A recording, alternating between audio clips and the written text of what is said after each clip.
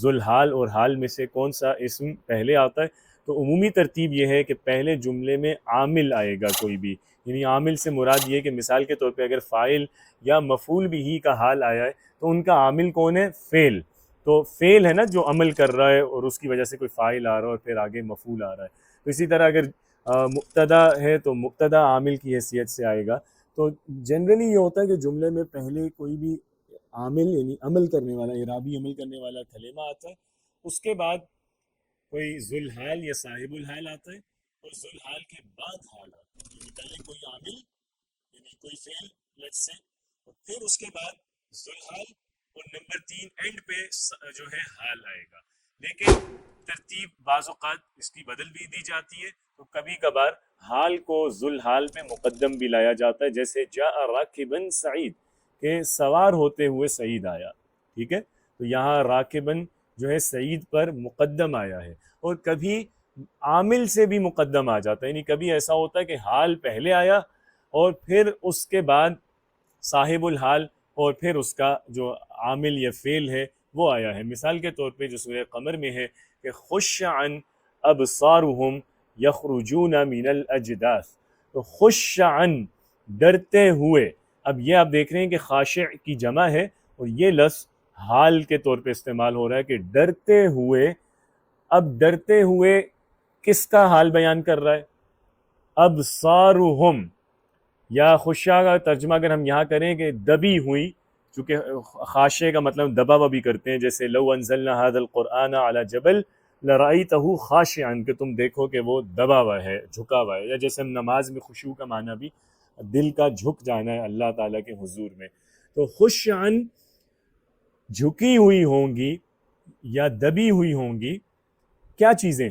یہ حالت کس کی بیان کر رہی ہیں؟ ابصارهم. تو ذوالحال ابصار ہے جو بعد میں آیا ہے، وہ ذوالحال مؤخر آ رہا ہے. تو اس جھکی ہوئی ہوں گی ان کی آنکھیں، جھکی ہوئی آنکھوں کے ساتھ یخرجون، وہ نکلیں گے. تو اب آپ دیکھیں کہ یہاں جو یخرجون ہے، جو اس کا عامل ہے وہ بعد میں آ رہا ہے. ٹھیک ہے، وہ حال اور صاحب الحال دونوں کے بعد استعمال ہوا ہے. تو جھکی ہوں گی ان کی آنکھیں اور اس حال میں وہ نکلیں گے اجداث سے. اجداث جدث کی جمع یعنی قبروں سے. اچھا، اس میں ایک چیز میرا خیال ہے میں غلط بتا گیا جلدی میں، اور وہ یہ تھی کہ میں نے یہاں یہ آپ کو بتایا ہے کہ ابصار اس کا ذوالحال ہے. ابصار ذوالحال نہیں ہو سکتا. اس میں ذوالحال یخرجونہ کا جو واو ہے وہ ہے، چونکہ بیسیکلی کہا یہ جا رہا ہے کہ وہ قبروں سے نکلیں گے، یعنی قیامت کے دن جب انسان اٹھیں گے قبروں سے تو اٹھیں گے اس حال میں کہ جھکی ہوں گی. ٹھیک ہے، تو وہ اٹھیں گے، مطلب وہ اس حال میں اٹھیں گے کہ ڈرے ہوئے ہوں گے یا جھکی ہوئی ہوں گی.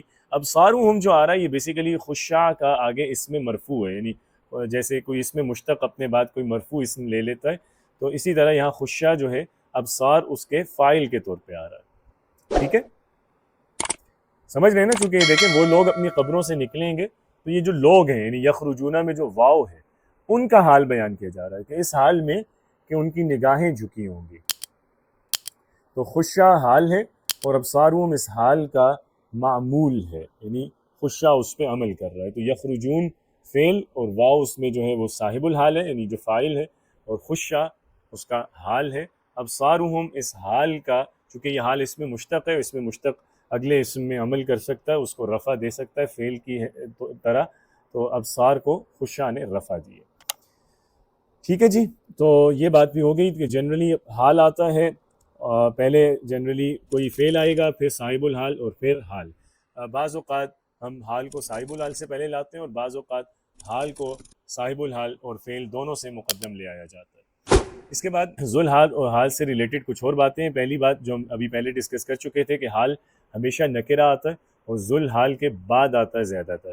اگرچہ کبھی اگر آپ کو کوئی جملہ ایسا نظر آ جائے کہ جس میں حال جو ہے معرفہ بن رہا ہو، تو وہاں پہ بھی معنی اس کا نکرہ کا ہی ہوتا ہے. یعنی جیسے جاء الامیر وحدہ، تو اب آپ ویسے ٹیکنیکلی بات کریں تو وحدہ میں چونکہ وحدہ کا لفظ مضاف ہے اور ہو مضاف الیہ ہے، تو آپ کو معلوم ہے کہ جس اسم کو ضمیر سے اضافت دے دیں، چونکہ ضمیر معرفہ ہے تو مضاف الی معرفہ بھی معرفہ ہوتا ہے. تو ٹیکنیکلی وحدہ معرفہ ہے، لیکن معنی پہ غور کریں تو معرفہ نہیں ہے.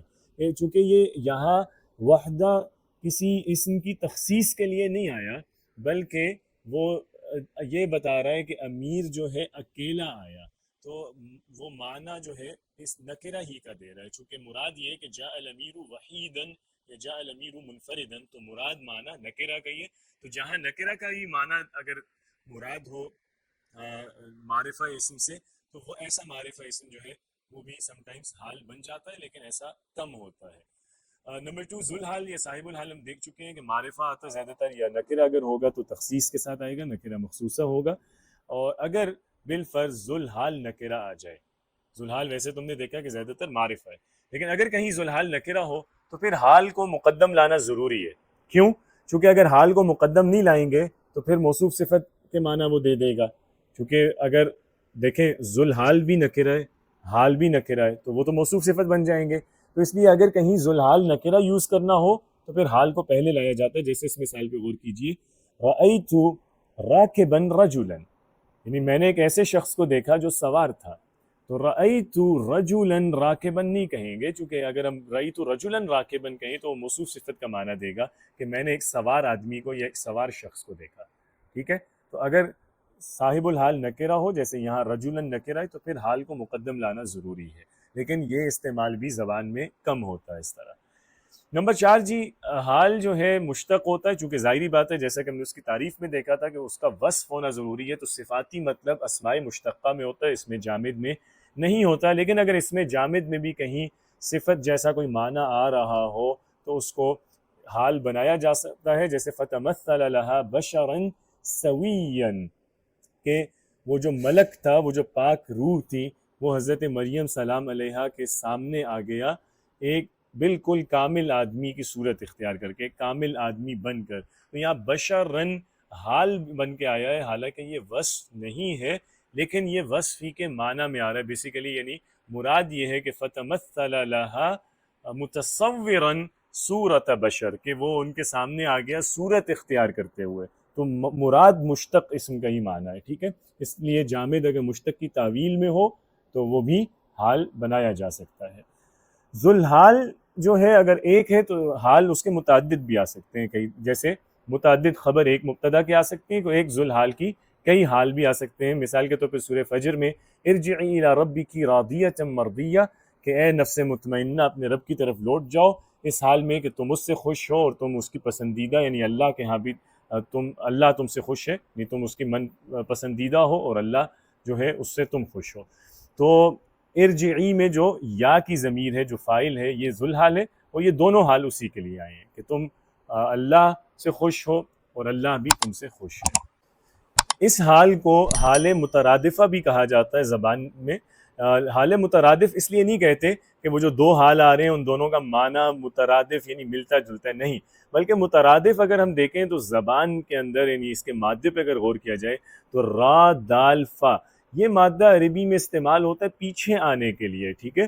تو جیسے ردیف بھی استعمال کیا جاتا ہے شاعری کے اندر، تو ردیف وہ لفظ ہوتا ہے جو ہر مصرے میں مکرر آتا ہے، ٹھیک ہے، یعنی ہر شعر کے دوسرے مصرے میں جو لفظ مکرر آئے گا، تکرار آئے گا، یعنی جو پے در پے ایک کے پیچھے جو دوسرا اسم آئے گا اسے ہم کہیں گے ردیف، یعنی پیچھے آنے والا۔ تو اسی طرح حال مترادف اس معنی میں نہیں بولا جا رہا کہ وہ دونوں حال ہم معنی ہیں، اس لیے اس کو حال مترادف کہتے ہیں کہ ایک ذوالحال اور اس کے آگے پیچھے دو حال آ رہے ہیں، یعنی اس کی دو حالتیں پے در پے بیان کی جا رہی ہیں، ایک حالت بیان کی گئی اور اس کے پیچھے ہی ایک دوسری حالت بھی بیان کی گئی، ٹھیک ہے۔ تو اسی روٹ سے قرآن کریم میں بھی آیا ہے مردفین کا لفظ، کہ جہاں اللہ سبحانہ وتعالیٰ نے نزول ملائکہ کا ذکر کیا ہے ایک غزوے کے اندر، تو وہاں فرمایا کہ فرشتے اتریں گے تمہاری نصرت کے لیے مردفین، لگاتار، یعنی ایک دوسرے کے پیچھے۔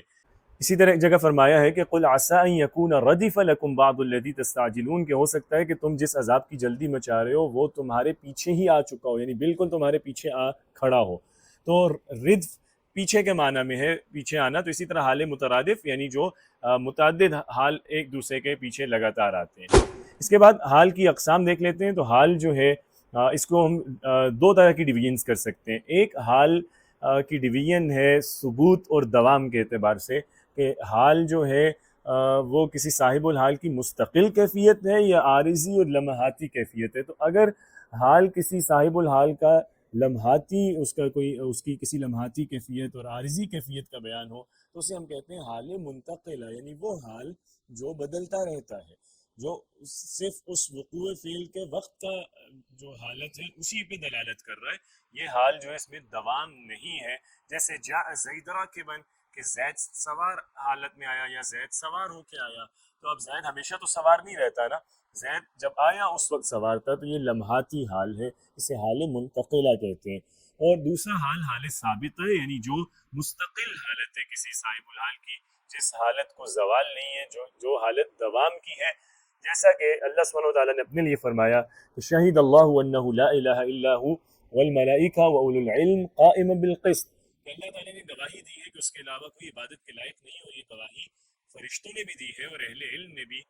اس حال میں یعنی اللہ نے گواہی دی ہے انصاف پہ قائم ہوتے ہوئے۔ اب اللہ کا یہ جو حال ہے انصاف پہ قائم ہوتے ہوئے، یہ اللہ سبحانہ وتعالیٰ کا دائمی حال اور دائمی صفت ہے، چونکہ اللہ ہمیشہ انصاف ہی پہ قائم رہتا ہے۔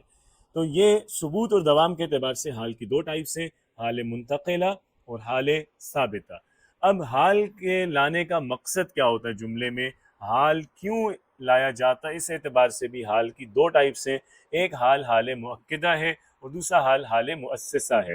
حال مؤکدہ وہ حال ہے جو تاکید کرتا ہے اپنے سے پہلے مضمون اور معنی کی، جیسے وَأَرْسَلْنَاكَ لِلنَّاسِ رَسُولًا کہ اے نبی ہم نے آپ کو بھیجا ہے لوگوں کے لیے رسول بنا کر، یعنی ٹھیک ہے ہم نے آپ کو بھیجا ہے رسول ہوتے ہوئے یا رسول بنا کر۔